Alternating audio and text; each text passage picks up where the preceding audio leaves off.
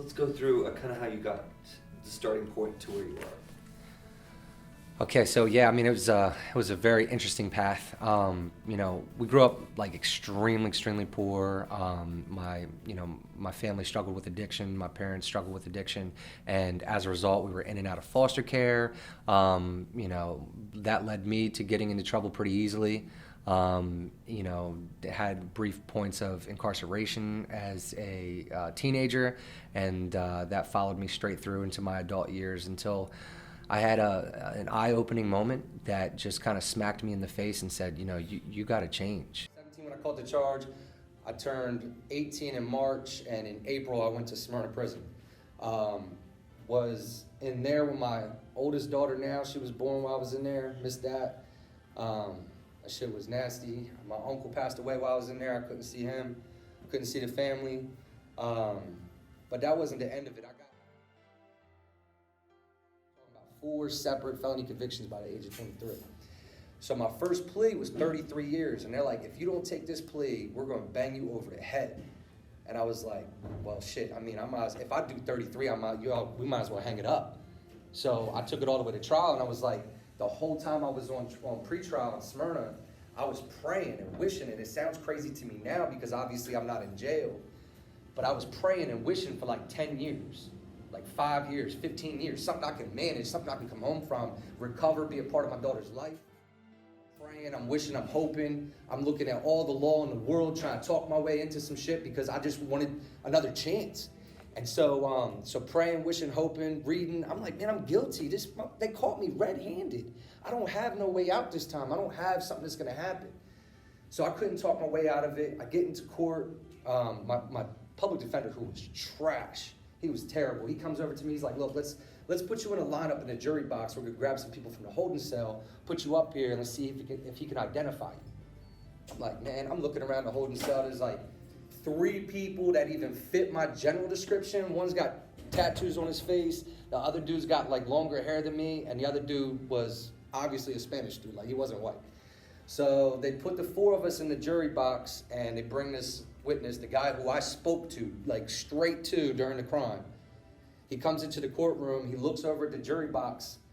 Mind you, man, I'm telling you, I've been praying and wishing and hoping for 10, 15 years, 5 years, something I can manage. This guy walks into the courtroom that day and said, the guy that did this isn't in here. I got no explanation for it, man. I got no explanation for this shit. I had no way to contact this guy. I tried. Remember I told you about Shorty. I was like, yo, every avenue I can, and maybe I can talk to this guy, tell him not to show up. Nothing. There was no contact. I couldn't get in contact with him to save my life. Literally. And so this guy came in there and said the guy that did this isn't in the courtroom today. I went home the same night, bro. Whew, man, are you kidding? Listen, I'm telling you, I was like, man, this is something different than I ever thought would have ever happened. Remember, I told you I was praying for a miracle. Would have been 5 years to me. A miracle would have been 5 years, 10 years. That was going to be the miracle I was praying for and hoping for. So I come home, I got the cards stacked against me, right? Because we already talked about it. I had 3 separate felony convictions, and I was up for my 4th. That would have been my 4th felony conviction. So we already know the typical way to get hired is not going to work, right? So I already accepted that. I tried. I was like, look, this isn't going to work. So here's what I did, man. And I knew this. I was like, look, for me to do what I want to do, for me to actually accomplish what I want to accomplish, I'm going to have to think differently than I ever thought before, right? I'm going to have to do some shit different because the shit that I've been doing ain't working. So I was like, all right, I'm going to change the way I'm thinking about this. And so I said, all right, I've been dressing this way, talking this way for a long time. Let me dress a little different. Let me talk a little different. And let me see if I can get in here and sell myself to somebody and get a job, right? So I put on a suit. I borrowed a suit from one of my cousins. He's about 6'2", so this shit looked crazy on me. Like, I'm telling you, this shit looked dumb. I was like, I tried to, like, when I was walking, I tried to keep my elbows bent because it was short in the sleeves a little bit, you know, and I had my pants hiked up. So I kept walking into places that I thought would hire me, and I just said I was there for my interview. I'm like, I showed up. I'm like, I'm here for my interview, 11 o'clock. They're like, fuck, you crazy. Like, we ain't got no interview scheduled for you. So I'm like, all right, well, we confirmed our interview for 11 o'clock. I'll just have a seat. I didn't argue with him. And to me, I was convinced because I did schedule that shit for 11 o'clock. What's that? Somebody told me to do that before too. So I just told him, I was like, look, I'm here for my interview. And I just sat down and waited, man. 35, 40 minutes goes by. I'm sitting there waiting. She's looking at me like I'm crazy. But I'm waiting. I'm trying to get my job. So she finally like goes back, talks to a manager. Manager comes out there, looks at me and is like, all right, send him on back. So I get to the back room, I get to talk to him. I'm like, here's my chance. Because now I got a platform. When I'm filling out this application, I don't have a platform. I can't speak to that person this way on the application. So I sat down with him, got the job, all right? It was a retail store. And so I got hired, it was right before Christmas. This was a seasonal position, it was part-time, it was bullshit. I knew it wasn't gonna be what I wanted to be, what I wanted to do, but it was something. It was a sliver of hope. So I said, all right, I went this far. I said, I put on this suit, I came here, I showed up, I got the job. That was me going the extra mile, right, to get the job. So where else can I go? Can I go the extra mile again and maybe make them notice? Bro, I've been there 2 weeks. And they made me a manager of the store. Now again, I'm still, for what my goals were, that wasn't what I wanted. But that, man, I'm moving though. I'm moving from, just a month ago, I was in prison thinking I was going to do life, 2 months ago. So kept moving, kept busting my ass, kept doing everything I could to stand out and be noticed. I knew that's what it was going to take, so I kept getting promoted.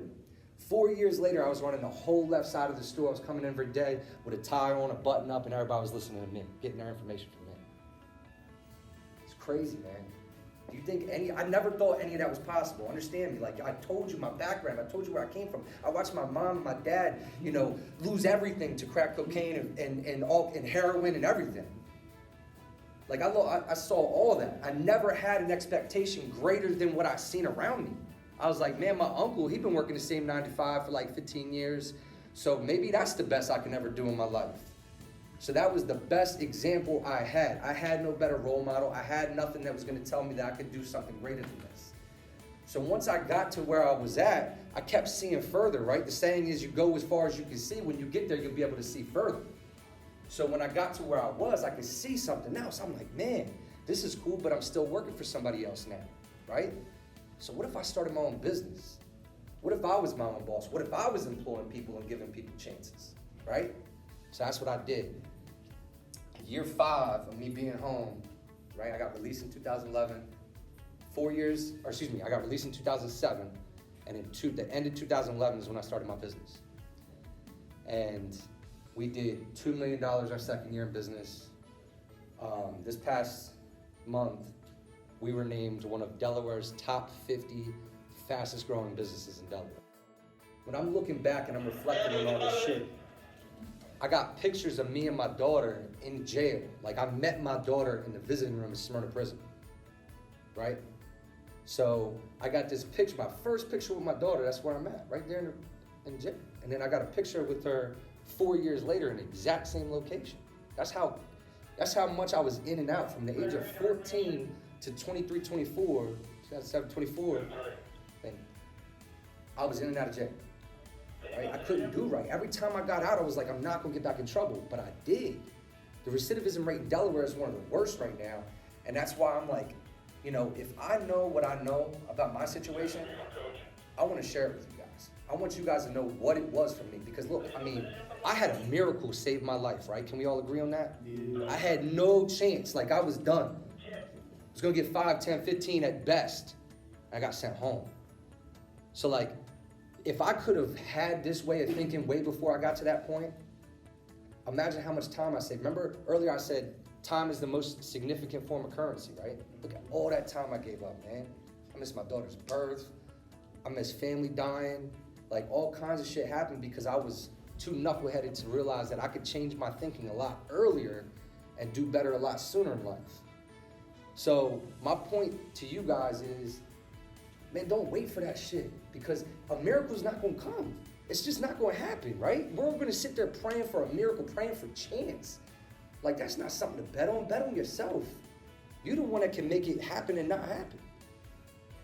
I remember my days here, man. I remember when I came in here, I was down for 2 years. I was like, man, one day I remember I was sitting back in one of these classrooms, and I just happened to be halfway through my day, and I remembered the date was the date that I had been locked up 2 years before that. Like, these motherfuckers done got me for 2 years. This is crazy. So my point is, and I started to talk about it, when I reflect back on that shit and I look at my picture of my daughter, right? And I see myself in those whites, in DOC whites, and holding my daughter, And then 4 years later, holding my daughter in the same spot, the same location, taking the same picture, wearing the same outfit. Last year, I was nominated for Young Professional of the Year in Delaware. I met with the governor. He awarded me, gave me this big certificate in front of the press. It was in the news, it was in the newspapers and everything.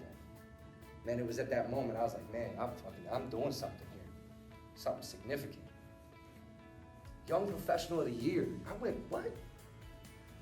You know why though? Because at that moment when I got home and I said, I'm gonna get hired, I'm gonna get a job, I pictured this version of myself that was different than anything I had ever seen before. I had this vision of what I would look like if I was perfect in the way that I wanted to be, right? So I said, okay, well, if I was perfect in every way, shape, and form that I could imagine, what would I do? What time would I wake up every day? And what would I do when I woke up every day? How would I speak? Who would I associate myself with? Would I exercise? Would I diet? Would I do these things? Like all these things that I was thinking about, I was like, man, I created this blueprint for who I could be, right? And less than 10 years later, I was nominated Young Professional of the Year in Delaware.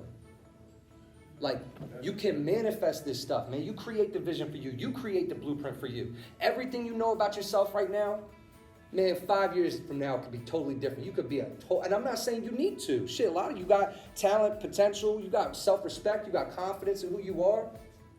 So there's things that you could keep with you. You're not changing who you are. You're just changing how you do it, right? Because you want to put yourself in a better spot. And by putting yourself in a better spot, you might be able to put other people on, right? And put them in a better spot. So that's the point of the matter is, like, if you could create this perfect version of yourself, right? What would that look like? What time would you get up every single day? What way would you dress? What car you want to drive? What kind of house do you want to live in, right? And if those things are in line with a different version of yourself, then make yourself that guy.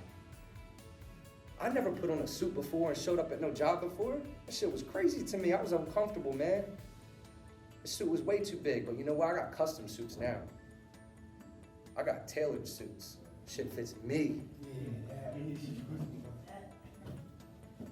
That's what I'm saying to you guys, man. So look, you create this version of yourself because you got family in here that you love, right? People got family in here that they love, right? I struggle with that, man. I told you my family story. I didn't know who loved me and who cared about me, but I knew there was people out there. And you know what? I owed them the best version of me I could give them. I owed it to them. I owed them kindness. I owed them not having to worry about me in jail, fighting with my other cousins and shit they didn't need to have that worry. They didn't need to have that concern. I owed them a better version of me. So now every single day when I get up, I took that even further, and now it's not even my family. Now it's my employees, my team members, my friends, people I don't even know. I owe the world the best version of me. And I get up every single day with that mentality. But you know what?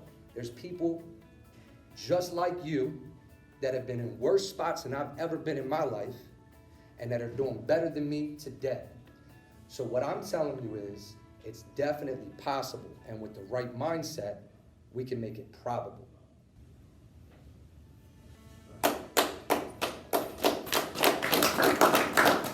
Back to that moment where I literally thought that I was home for a long time in prison with walls and doors that locked and didn't let me out.